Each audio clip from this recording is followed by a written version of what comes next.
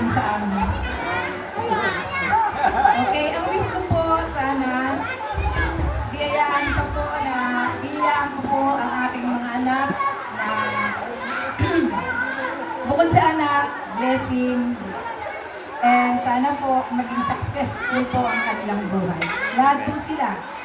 And ang wish ko pa rin po, sana pagkalooban pa po sila ng maraming blessing. Pagkalooban pa po sila ng maraming anak. Anak eh, kasi tigil-tigisa lang eh. Oo. Oo. Oo, kasi sabi nga nila, mahirap lang yung maraming anak hanggang maliit. Pero pag malalaki na sila, at lalo na nakatapos, sila po yung mga nagbibigay ng blessing sa mga magulang. Kaya salamat sa inyo mga anak. Alam ko, Hindi na dadagdag ako ng anak, kalman. ayaw ko na sana ito, talagang tinuloy ninyo. Kasi sabi ko nga eh, ano na lang, pera na lang. Oo daw, pera daw eh. Sabi ko, pera na lang. Pero naisip ko naman, hindi na babalik ang CFNP.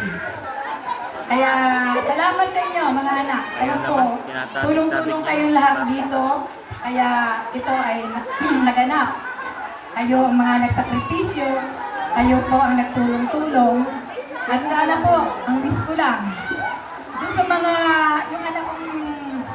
sa mga anak kong babae o lalaki, sa lalaki, iwasan ng inom at sigarilyo. Sa anak mo naman na babae, Si Kuya, no?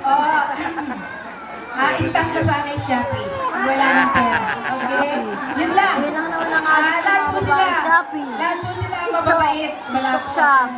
itinatanggi. Anong Lahat po sila supportive sa magulang. Meron man o wala. Kaya buong puso po ako nagpapasalamat kay Lord. Binigyan po niya ako ng 7 anak na napakagaganda at napakapogi. Wala man dito, yung isa. Representative po yung aking manugang, si Ellen.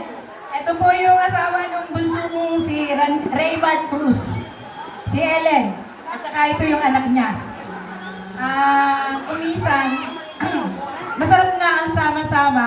Kaya lang, dahil sa may mga ambisyon din sila sa buhay, kaya po sila ay nakakarating sa ibang bansa. Kaya salamat sa mga dumalo. Maraming salamat sa inyong lahat. Yun lang. Ito na po. Sana matupad ang wish ko.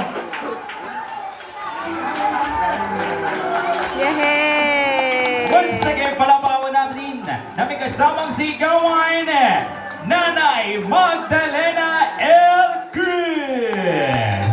Happy 70 years of life!